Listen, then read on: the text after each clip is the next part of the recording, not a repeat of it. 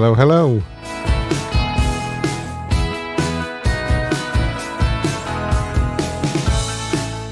A very warm welcome to Elvis, the Ultimate Fan Channel.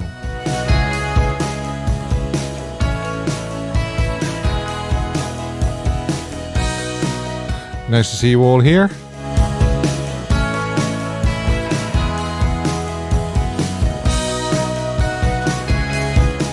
Oh, I'm feeling a little bit under the weather tonight because I had a COVID booster yesterday, and it's kind of made me feel a little bit bleh. I've got no energy. All I want to do is sleep. And my joints ache and my back aches, and so if I'm not my usual bubbly self, that's why. But I think it's important to have the vaccine, but each to their own.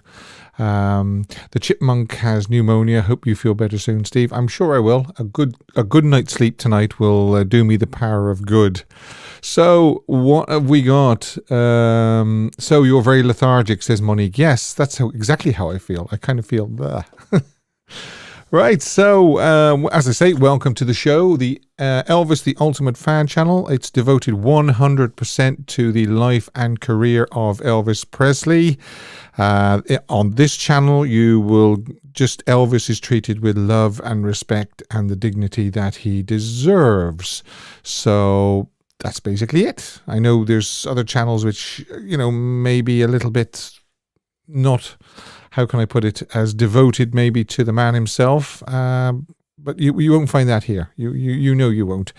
But what you will find is me telling you that if you watched last week's show, I did the Elvis Fan of the Year 2022, and I rang the winner live on the show, and it was Miss Helen Murray, and her prize is winging its way to her, and she picked the blue Speedway jacket. You could pick the red or the blue, and she picked the blue, and that's all ordered up, and she will be getting that very, very soon. And once again, congratulations to Helen, and she was over the moon, to say the least. If you get a chance to listen back to the last couple of minutes of last week's live stream, you'll hear my telephone call to Helen. What else? We will do this day in Elvis history, of course. I'll be doing a live interactive poll that you can vote on during the show. Please do vote, because it doesn't cost anything and it's completely anonymous. I don't know what you vote for. I just see how many people vote for the particular options. If you are watching this on playback, you cannot vote, unfortunately. You won't even see the poll, but you will hear me saying near the end of the show what the result was, so stick around for that. We'll have Photoshop of the week. We'll have I Wish Elvis Had Recorded. Last week, Duncan picked one of the Everly Brothers, Ebony Eyes. I hope you checked that out. The link was in the description box of last week's live video. Where's the poll? Well, Gracie G, the poll will be open after the main topic. I will do the poll. It will appear on the screen, and I will also open the phone lines. Don't forget to check out the Elvis Radio 24 hour. The links again will be in the description box below, and you can see it there, the white panel Elvis Radio 24. They obviously broadcast 24 hours a day, the best of Elvis Presley to the entire world, 24 hours a day, 365 days a year. His songs, rehearsals, alternative takes, and live performances. I give him a little bit of a shout out, and he gives this channel a little bit of a shout out on Elvis Radio. So we kind of help each other out. I wanted also to mention this, which is the Oscars night. Obviously, I saw quite a bit of talk there about Oscars on... I see there, Patrick Collins, hi from Ireland, a fan that met the King in Memphis in 1973. Well, I'm in Ireland, as you probably know. I broadcast from Ireland. So welcome, Patrick. And meeting Elvis. Goodness me, you lucky person. Now, I wanted to mention Oscars night. It's Saturday, March the 25th, 2023 at 7:30 p.m. Haydock Golf Course, and it's being done by our very own Leslie Pilling, and the Elvis Movie 2022 fan group on Facebook. Okay, and as you can see, it says, we are celebrating all things Elvis and the Elvis Movie 2022. We are hoping that the Baz Luhrmann Elvis movie will at least be nominated for several Academy Awards, but whatever happens, we will be bringing Elvis to the red carpet. It will be a glamorous and classy evening, so get on your glad rags. All Elvis Big Screen Disco by Phil Shakespeare. Yeah, I've had hot shots. We all know Phil. Great ambassador for Elvis Presley. Buffet, awards and some surprises. Tickets are £25 sterling per person to be brought in advance only. Tickets will not be available on the door. So you really do need to go to that on the Facebook channel, the Elvis Oscars night. And to help you out, I've put a link in the description box below. So all you have to do is click on that link. So I just wanted to do that for Leslie. There's still a few tickets left. I know there is, but they are being snapped. They are being snapped up. So I just wanted to bring that to everybody's attention, and I might give that a mention again in the coming weeks. Now, I wanted to, as you can see, I'm now sort of, oh, by the way, what do you think of my backdrop? Wowee. Look at that for a backdrop. I can hear a few thuds looking at that. I really can. Did he ever look better than July, August 1969? Unbelievable. Like a Greek god, really, wasn't he? Anyway, I digress. I've started putting in the yellow type there the topic for you to call in when I open up the phone lines, and I'll put a little banner up on the screen as well when the phone lines are open, and you can call me on free on WhatsApp, +353 if you're outside of Ireland, 879598819. You can call me on Facebook Messenger and Instagram, because I really want to hear your opinion on what we're going to discuss tonight. By the way, there's no quiz tonight, and the simple reason is because we kind of fulfilled all we need to do this month by giving Helen her jacket. But next week, I think it's the 4th of September, next Sunday, we start back again with the quizzes. There's a monthly prize, and then there will be a yearly prize as well. And I've also got a new topic to quiz you on for the quiz questions. It's another theme, if you like. I mean, we've done we've done mystery voices, we've done name that tune, we've done all those sort of different things. Well, there's going to be a new one as well next week. So, and I'll let you know during the week. I'll post on social media, and I'll post on the YouTube channel community tab what it's going to be. I'm excited about it, actually. I think it's a really, really good topic, and it'll sort out. Helen says, fantastic backdrop, Steve. Hi, Helen. Are you getting excited? I'm excited for you that jacket is on the way. So yeah, there you go. Next week we start back with the quizzes with a new topic in there as well. So here we go. My topic for this week, as you can see, is why didn't Elvis replace Parker? Why didn't he replace him when he had chance? Why didn't Elvis stand up to Tom Parker more often? The new movie has rekindled interest in Elvis's relationship with Tom Parker. Elvis fans are split over, was he good for Elvis or the worst thing that could have ever happened to him? He obviously, I mean, without doubt, we know that he got him started in 1955, 1956. He did undoubtedly help him on his way with the contacts that he had within the business. I mean, don't forget, Tom Parker, before he even met Elvis, he was a successful promoter, sort of, you know, with Hank Snow and Gene Austin and all that. So he knew what he was doing. And so he would have had contacts within RCA and on the television and so forth. You know, he orchestrated a very, very, very lucrative buyout from Sun to RCA, even though at the time when Elvis started recording in January 1956 with RCA, there were certain rumblings within the top brass at RCA that they thought they may have bought the wrong person from Sun. They thought maybe they should have bought Carl Perkins, but of course, with hindsight now, we know that they definitely did buy the right artist. Yeah, so as I say, he got him into TV. He secured his first movie deal, Love Me Tender. The army now, again, people are split on whether should he have kept him out of the army, or was it a stroke of genius to show that, you know, he was a good American boy and he could do his duty in the army. And we know that Colonel Parker also insisted that he would have no special treatment and he would not go into the special services and he would serve just like any other soldier.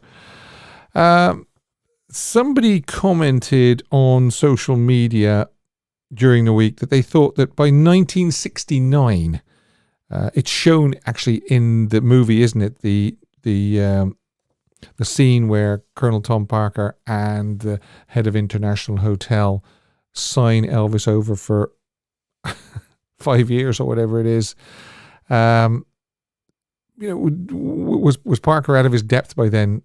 Was it all just for the to pay off the gambling debts and have unlimited spending at the tables? I actually mentioned to the person that said that maybe I thought Colonel Tom Parker was out of his depth by 1961, 1962. I mean, he did a great job in 1958, 1960, keeping Elvis in the public eye, so as Elvis had a career to come back to. But from 1961 to 62 onwards, he locked Elvis into a whole load of movies. And again, you know, it was for the now money. It was for the easy money. A couple of weeks' work filming, a couple of days in the recording studio to do the soundtrack album, and voila. And Elvis, of course, did become one of the highest paid actors in the world at that time. He could command $1 million a picture plus profits. So Elvis was drafted just like lots of other boys. Yes, that's right, Jack. He was, yeah. Right. What else? I've got, he tied Elvis to Vegas, as we know. The times that Elvis went against Parker. Now, we know that he went against him, obviously, in the 1968 NBC television special. 1969, the following year, the American Sound Studios recordings, Chips Moman's American Sound Studio. Both were resounding successes. And those are two of the occasions that he went against Parker. Now, the firing of Parker, I think the amount was adjusted. The amount that they show in the movie was probably adjusted in the movie. It's likely he presented Elvis and Vernon with an $8 million bill in the early... Sorry, I beg your pardon. I'll start that again. It's unlikely he presented Elvis and Vernon with an $8 million bill in the early 70s. But maybe, who knows? I don't know whether they maybe adjusted it. It could have been more like 2 or 3 million in the early 1970s. But sort of for today's sort of impact, they made it 8 million. Now, this is the puzzling part of the whole Elvis Parker firing incident for me. Why didn't Elvis and Vernon seize the opportunity to call Parker's bluff? Because bluff it was. Sign new management and get them to loan the amount in lieu of future earnings, of which there would have been ample once Elvis did world tours, and they could have paid Parker off. So this is the puzzling thing about it. We know Parker was a gambling man, and he took a huge gamble that Vernon would panic, worrying that the money would stop rolling in, and they would be dirt poor again. Parker was banking on Vernon talking Elvis out of the firing. He won the bet. He most certainly did, because as we know, Elvis reneged and changed his mind on the firing, and he got Sonny, I think, to get Parker on the phone, and then he took the phone off Sonny, or whoever it was. He got somebody to ring Parker anyway, and nobody quite knows what was said between Elvis and Parker, because, of course, once Elvis picked the phone up, Sonny or whoever it was left the room. But you can imagine probably the conversation somewhere along the lines went that, Colonel, Admiral, whatever you wanted to call him. Let's go back to the way it was. And, of course, that was it. The poll that's coming up in a few minutes will actually tie in with this topic. And I'm going to do that now. I'm going to do the poll. And you can ring me. I will open up the phone lines in a second. Watch out on the screen for the phone lines being opened. Now, the poll is, if you think that Elvis should have fired Tom Parker or sought out new management, when do you think Elvis should have sought out new management? 1961 to 62 or 1973? So there it is on the screen now. When do you think Elvis should have sought out new management? 1961 to 62-ish or 1973 after the Aloha from Hawaii, when it became evident by then, I think, that Elvis was never going to be allowed to do a world tour under Parker's management. So that's what I think. And if that collapses on you, just click on the blue ribbon again and it will open up for you. But I would really like as many as you can to vote on that, so as we get an accurate poll. And without further ado, I can tell you that I think I've got a little banner here. Okay. There. Phone lines open. You can call in now if you wish. If anybody wants to talk to me about why didn't Elvis replace Parker when he had the chance? Why didn't he do it? Was it because he just thought that nobody else would manage him? And, I'm puzzled. I'm puzzled why he didn't do it, why he didn't seize the opportunity when he had it. And he definitely had it in 1973. So there you have it. Okay, I know, yes, he didn't fire him from the stage. That was just Baz's artistic license doing that for dramatic effect. But they did have a huge bust-up, a huge argument in the penthouse suite on the 13th, I think it was the 13th floor, wasn't it? And that's when Parker was fired. I want to also show you these as well. Colin Paul, a great friend of ours. A lot of people will know Colin. He's a great... Oh, hang on. We'll talk to Duncan first. Hi, Duncan. Hi, Steve. How are you? I'm doing very well, thank you. Are you getting there with the post-vaccine? Yeah, it's a funny thing. I feel very kind of watery, sort of, diluted. Yeah. I just feel like I could put my head on a pillow and sleep for, weeks. But I'm sure after a good night's sleep, I'll be fine. We do appreciate you doing the show. Thank you. Even though, because for all that you do to keep Elvis's name alive. That's very kind. I wouldn't miss a show for the world. No, and we do all appreciate it. Thanks. So what do you think about this topic? I think Elvis not firing Parker comes from good aspects of Elvis as a person. I think Elvis viewed it as wrongly. I think he viewed it that he was doing a job and he owed Tom Parker loyalty. Yeah, I was just about to say, you think it was loyalty, do you? I think part of it was loyalty. I think the biggest part of it was loyalty. I think Vernon's influence was huge on it. I think Vernon was terrified of going back to being as poor, the abject poverty that they had. Yeah, before. I think you're right. And I think if Gladys had still been alive, I don't think he would have stayed with Parker as long as he did. I think Gladys saw through Parker. Yeah, we know that Parker sort of got to Gladys through Vernon. in the early Yes. days. And I wonder if, I think Parker, it's interesting, Parker, I believe, was out of his depth probably by early to mid-60s. Yeah, so you would sort of think sort of 1961, 62 maybe.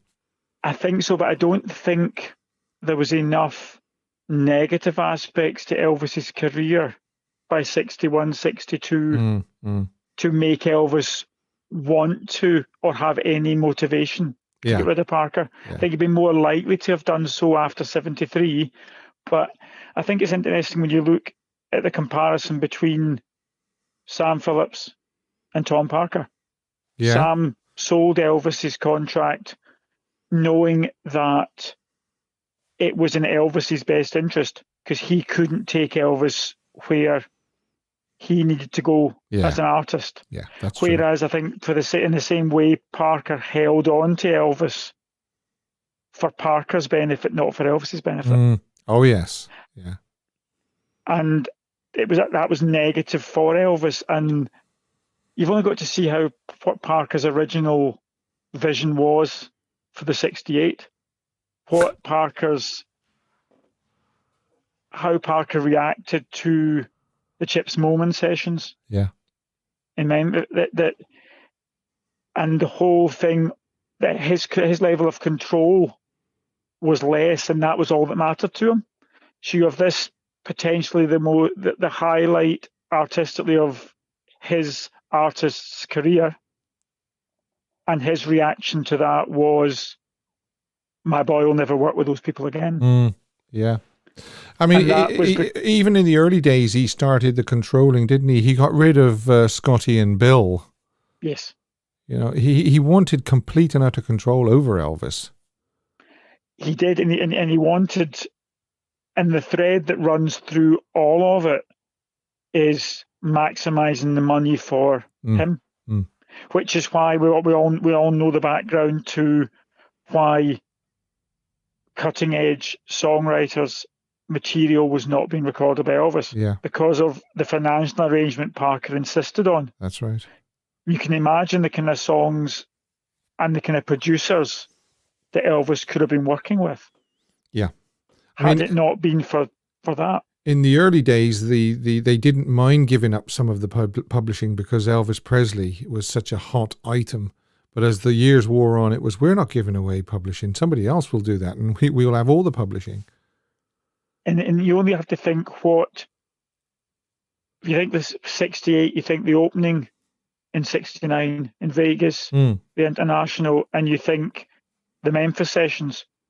Yeah. The career could have kept on that. If it kept going in that trajectory without Parker frustrating those aspects, Elvis had the talent to go anywhere. Yeah. With it. Now, there's a rumor that he actually told Elvis lies about Chips, so he never worked with him again. I've read that. I wouldn't be surprised. It would not surprise me in the slightest. I think he manipulated anybody and anything to suit himself and to get the way what he wanted. And obviously, it was really important to him in terms of the gambling debts, the money. That was a central part of it, and that was why Elvis was tied in. I believe that was why he was tied into Vegas appearances for as long, which from what we read from various sources, he was tired of. Yeah. He was tired of while he was still had to do them. It almost mirrors the movie contracts in that sense. Yeah, that's right. He went from one drudgery to nearly another drudgery, didn't he? I just wish he had, and again, it speaks to the humanity of the man. I just wish he had been able to realize himself how important, how good he actually was. Yeah, I know. And had he seen in himself what we all see in him, he would have realized that he didn't need Parker, and there were ways of not losing too much money and getting rid of Parker and getting to have control over his career. You just got to think about what he said about, will MD remember me? Yeah, that's And right. if you think about it, and I think it's really important, we just had Elvis Week 45 years later. This was a man who, for the most part, had a career in the public eye that lasted just over 20 years. Yes. If you think about it, Yeah. from the 50s to 77. Yeah. And 45 years later, we're still talking about him. Yeah. We're still listening to his music. It's absolutely It's phenomenal. unbelievable. Yeah, and it doesn't show any sign of slowing down either. No, absolutely not. And had he had an inkling of that himself, I think he could have been unchained from Parker. Yeah. Yeah. And been the artist that he could have been. We see how amazing he was, but he could have been so much more. He could have had the opportunities to fulfill the dreams that he had himself. Yeah. Yeah. It's like that line that he says in the film to Priscilla, "I'm all out of dreams." I mean, I'm sure he meant that about his career as well as his personal life. Absolutely, that was one of the lines in the movie that I found incredibly emotional. Yeah, incredibly powerful, and it goes back to his speech accepting the Outstanding Young Men in America speech, talking about his dreams.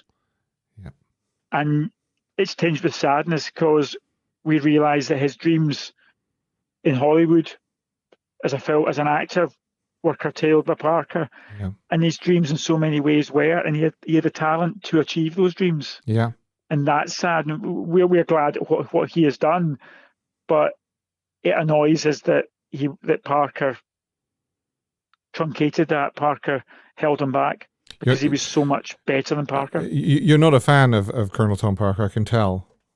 I'm not. I mean, no. I respect the fact that he put him on the public stage and he built him at that point, but I don't think, for the most part of Elvis's career, I don't think Elvis was at the centre of his concerns. I think Parker was at the centre of his concerns. Great call. Thanks, Duncan. As always. No problem. Lovely to talk to you. I hope you feel better soon. Oh, thank you very much. Cheers. All the best. All the best. Cheers. Bye-bye. Yeah, I mean, there's an awful lot of sense and truth in what Duncan is saying there, unfulfilled dreams and so forth. Hello. Hello, Steve. Hello, Maxine. How are you? I'm good, thank you. And yourself? Nice to hear from you. You were absent without leave last week. I hope you had a nice time. Oh, no. That was my own fault. I fell asleep at that time. I feel like falling asleep now, I must admit. How's things? Oh, bless you. How's things? They're not too bad. How about you? Yeah. I'm a little bit, sort of confused about why Elvis didn't take the opportunity when he had it to finally get rid of Parker. It's going to be quite an in-depth one, I think. I reckon he had something on Elvis. Oh. Because I've heard from quite a few different people that he didn't want to marry Priscilla, and I know that's going to touch a lot of people, but it could have been that, or it could have been something else. Years ago, people said that they thought it was the fact that Vernon spent time in prison over the altering of the check. But I mean, I don't think it was that, simply because that wouldn't stop people liking Elvis. It wasn't Elvis's mistake anyway; it was Vernon's mistake. And not only that, Vernon had paid his dues a long time before Elvis became famous anyway. So I don't think it was. I don't think it was the fact that he'd been to prison. I really don't. No, it's not. That's not the reason. It could have been that Elvis had found something out about Parker that he didn't want anyone to know. Mm-hmm. And obviously he's now could have held something against Elvis over that. Like he's got something on Parker and Parker's got something on him. So and they both kind of needed each other mutually. I don't think Elvis needed Parker after 62, to be honest. Right? He could have made it bigger on his own without him. So you probably would have voted 1961/62 to kick him into touch, Yeah. Because he did a great job at getting him well known. He did. Hands down to that. He did. But after that, all Elvis was to him was just a pain packet. That's all he was. Oh yeah. I mean, he did a great job setting him on his way. Because he had the contacts. He did a great job of keeping him relevant. So it's when he did have a career to come back to in 1960. But by sort of but by 1962, I think maybe tying him into all those movie contracts was a big mistake. We can see that now, but I suppose Parker was just keen to get Elvis back in the limelight and earning the money again. Yeah, his movies were good at the beginning, but as time went on, it just dragged him down. Yeah, well, I know, by the mid-60s, he did get disillusioned with them. Yeah. By then, of course, it was too late. I know, bless him. It's harsh, but... Yeah. I mean, and he did make some attempts to become a dramatic actor. We've got Flaming Star, of course. We've got Wild in the Country. Oh, yeah. But, of course, they weren't that successful. And, Hal Wallace and all the other producers and Colonel Tom Parker would have turned around and said, look, see, when you don't sing many songs, you this is what happens. So they then do Blue Hawaii, which is an absolutely huge success.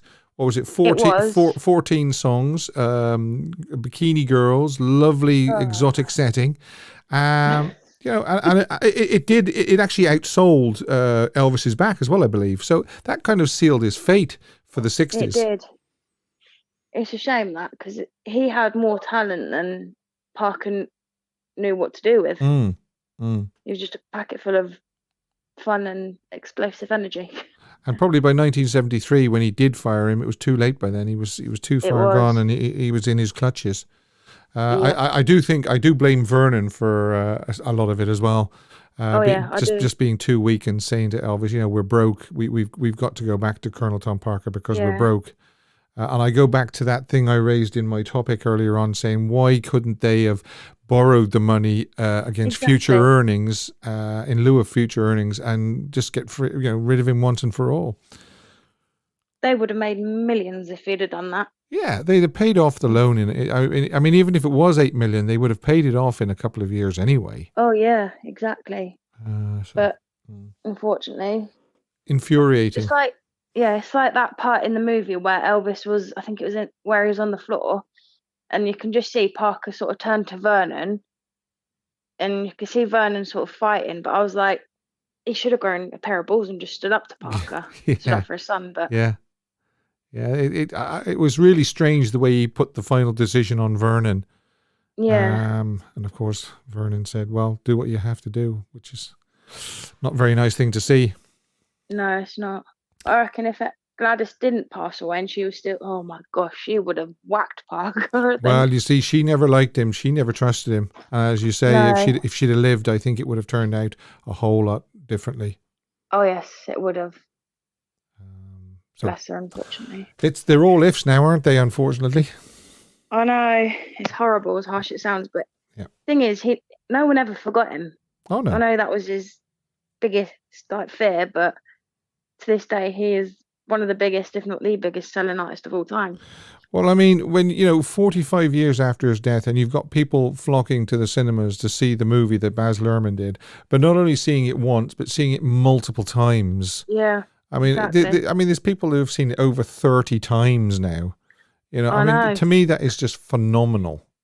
It's amazing. He's been gone 45 years, and yet there are people, and there are also people becoming fans over the movie.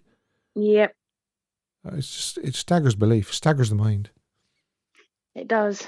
Okay. Thanks, Maxine. All nice to speak to you. All right. Nice to speak to you too. All right, mate. Bye. Bye. Yeah, 45 years and a movie comes out like that, and you've got people going and seeing it multiple times. Right, shall we do the Elvis history? This day in Elvis history. Oh no, I was going to do Colin Paul first, wasn't I? Colin is actually, as we know, I don't actually call Colin. I don't actually call Colin a Elvis tribute artist or an ETA, because he doesn't really do it that way. He doesn't really dress up in jumpsuits and things like that. I mean, that's fine. I know there are people that do that, and that's great. And if it's done tastefully, then great. But Colin just. He sings Elvis songs.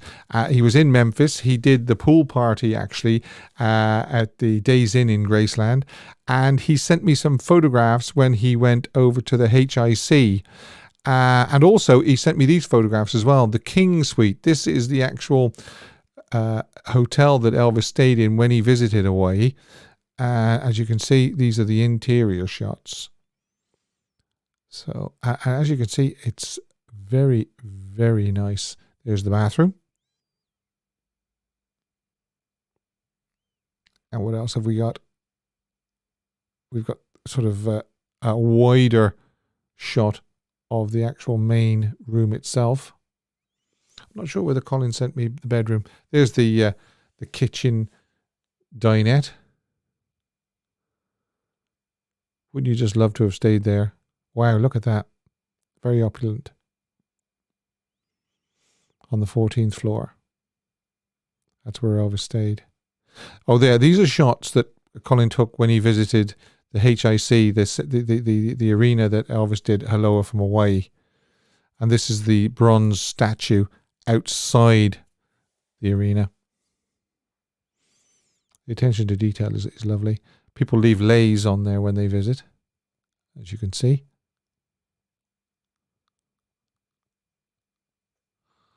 There's a close-up.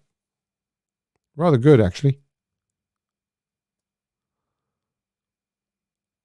So I just wanted to show these. Colin was very kindly sent these to me. And I said if I got chance, I would show them during a live. And of course, I would.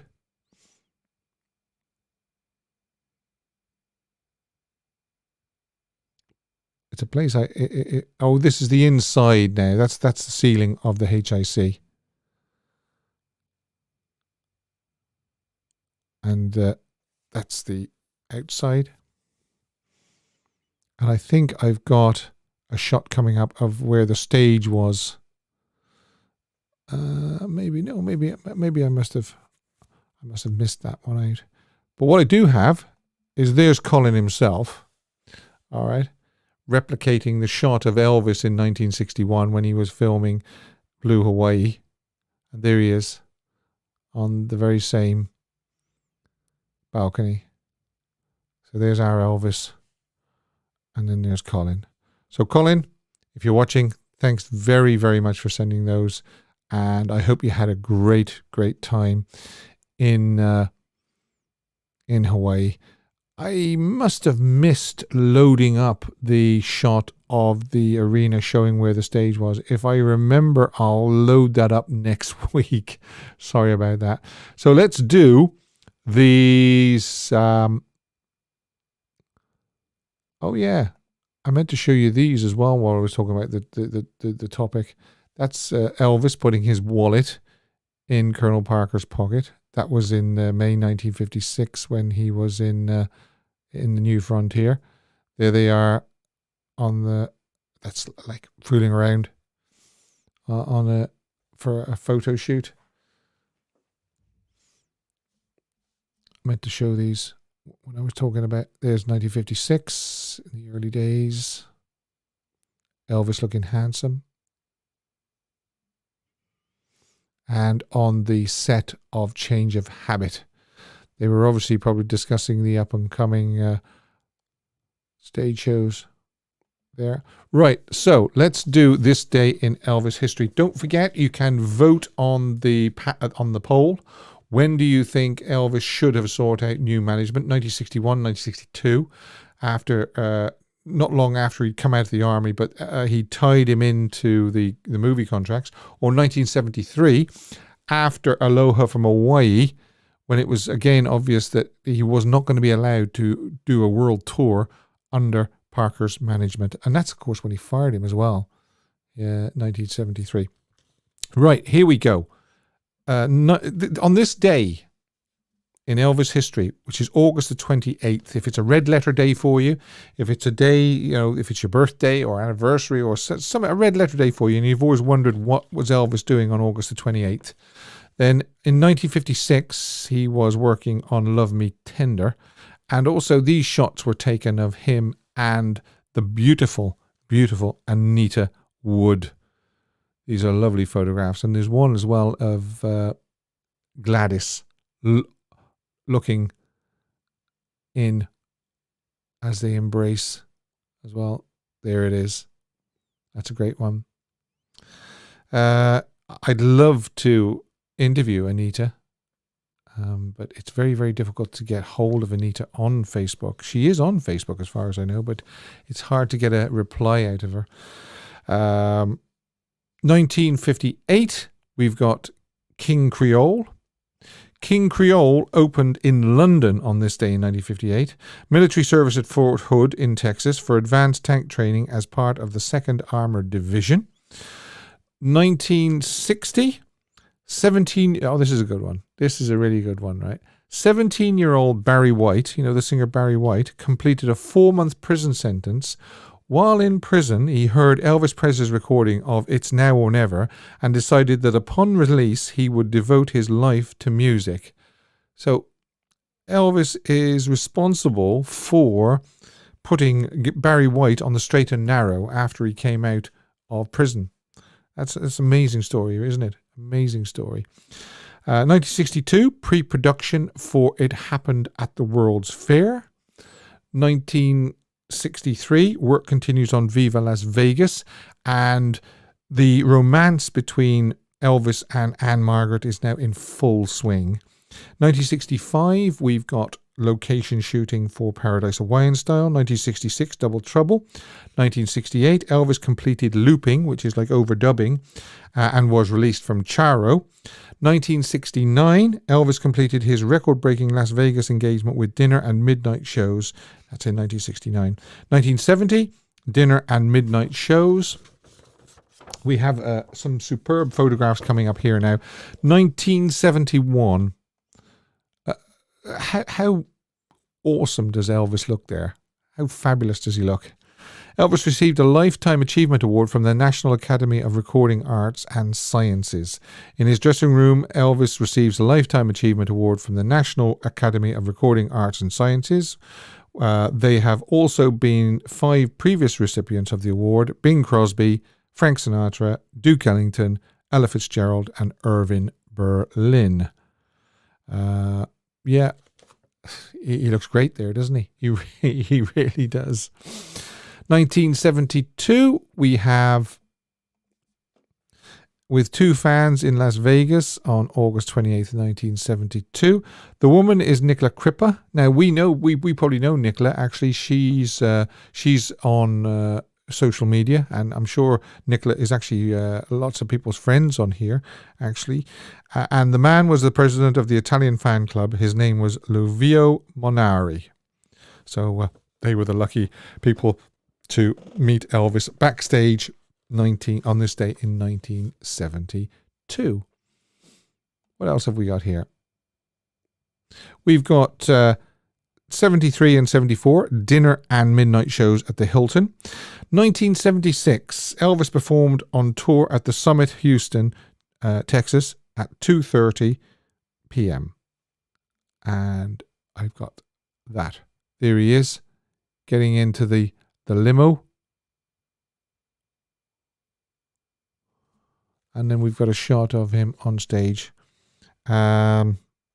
Yeah, I mean, we won't go there. There's no point. I mean, people have said enough about that performance. I don't need to tell you anything about that performance. So there you are. A reminder. Don't forget, I said this at the top of the show as well. The Elvis Oscar Night, Haydock Golf Club. And you can see it there, celebrating all things Elvis during the night of the Oscars, which is, if I'm right, the 25th of March, 2023. And there is a link below you can click on for the Oscars night party. And you have to buy your tickets in advance. They're not on the door. Let's do Photoshop as well, because Photoshop is always something interesting. Here we go. We've got a picture of Elvis and Priscilla. Elvis in 1972, and it looks like Priscilla in 1972, but unfortunately it's not. Because what it is you've got Elvis's head and Priscilla's head pasted on top of Robert Wagner and Anita Wood's head. Why people would do that, I don't know, when there's plenty of photographs of Elvis and Priscilla together, or just Elvis. So there you can see side-by-side comparison. They put Elvis's head from 1972 on Robert's body and Priscilla's head on Anita's body. So I don't know, but that's the Photoshop of the week. Now, don't forget, there's still time to vote on when do you think Elvis should have sought out new management. 61-62 period, when he'd locked him into all those movies, or 1973, when he did actually fire him, but then relented and said, come on back, let's carry on as normal. 1973. So I'm asking sort of after sort of the Aloha from Hawaii sort of period, and it became obvious that Colonel Tom Parker was not going to allow Elvis to tour abroad. Should he have said, right, well, that's it, 1973, your history, you're gone. A song I wish Elvis had recorded. Don't forget, if you're wondering about the quiz, there's no quiz this week, but it will be returning next Sunday, and I will have a new topic as well for you, new questions to quiz you on to see just how much you know about Elvis Presley. And it's a particular genre of his career that I'm going to be questioning you about. I might only just throw a few of those in, though. There might be the normal general knowledge, but I might throw in 3 or 4 of the new themes as well. Right, a song I wish Elvis had recorded. I hope you checked out last week's, which Duncan Campbell, who called me earlier on, he picked Ebony Eyes by the Everly Brothers. And a couple of weeks ago, I picked, somebody picked for me Somebody to Love by Queen. Well, the song I wish Elvis had recorded is a song by the British rock band Queen from their 1975 album A Night at the Opera. A sentimental ballad featuring a harp. It was written by Freddie Mercury about his then fiancée, Mary Austin.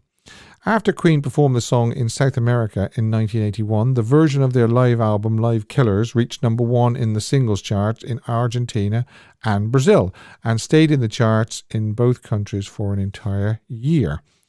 Mercury wrote it on the piano and guitar first, and Brian May rearranged the song for acoustic 12-string guitar for live performances, also lowering the key by a minor third. May contributed occasional guitar phrases to the original recording and played the swooping harp glissandros, whatever that is, by pasting together multiple takes of single chords. May contributed...